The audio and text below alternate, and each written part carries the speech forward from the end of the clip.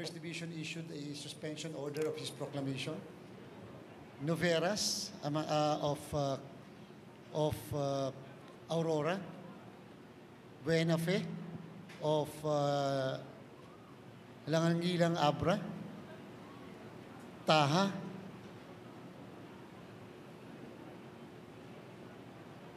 of the municipality of Sharif Agwak. Naka-livestream ba tayo? Naka-livestream tayo. And Mando.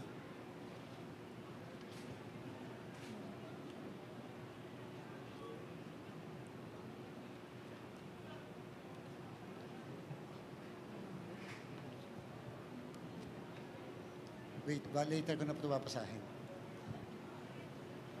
For the entire day, the commission, later na yung iba. The entire day, the commission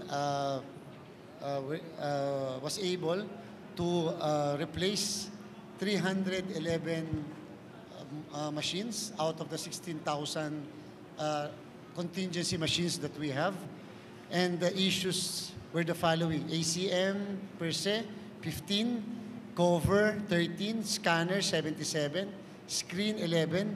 When it comes to the issue of ballots, 5, manual audit 8, operational concern 2, procedural 1, smart card 1, thermal cutter 60, thermal paper 35, thermal printer 73, and USB device 10.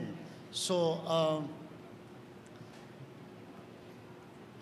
as compared to the 2022 elections, where during the first few hours of the voting, 2,500 kaagad yung pinalitan na COMELEC. Dito, in all fairness, 311 lang yung napalitan natin ng mga makina. Doon po sa mga sinasabi na hindi tumutugma daw yung kanilang resibo as against doon sa balota, wala po kaming evidence or proof on that.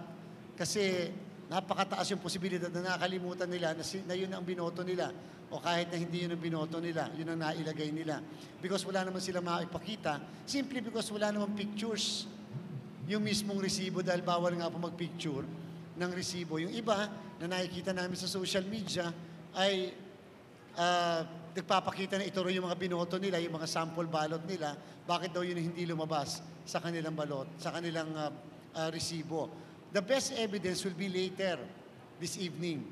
Kasi later this evening, makikita natin yung mga ballot yung mga ballot picture images, kasi meron tayong ballot review. So sa ballot review, mabibilang manually yung lahat ng balota. In fact, pagka nakita nyo na yung ballot review, para sa mga kababayan natin mamaya po, pag nakita nyo po, naandun lang yung mga pangalan ng mga kandidato na binoto sa bawat posisyon. Hindi nyo na po makikita yung mga pangalan ng mga kandidato na hindi binoto. Summarize po yun. So, yan po ang isa sa makikita natin. At the same time, makikita rin po natin, yun po yung per ballot. So, kung 300 ang binoto, ang bumoto sa mismong presinto, 300 din na ballot review, ballot images ang makikita ng bawat isa. Pwede pong bilangin. So, dyan natin malalaman kung talaga bang tama yung resibo as against to sa tama yung election returns. Again, for your information, ang NAMFREL at PPCRB inauthorize ng COMELEC na i-capture ang ballot images, ang QR code ng resibo. Ano ibig sabihin nun? Hindi ba bawat presinto o bawat botante may resibo? Ang NAMFREL ay pumili ng 60 areas sa buong Pilipinas.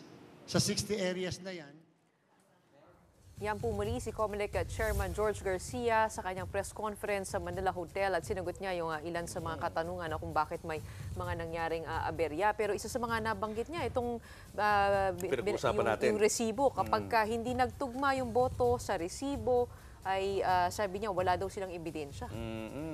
Medyo nakakagulat yun, ano?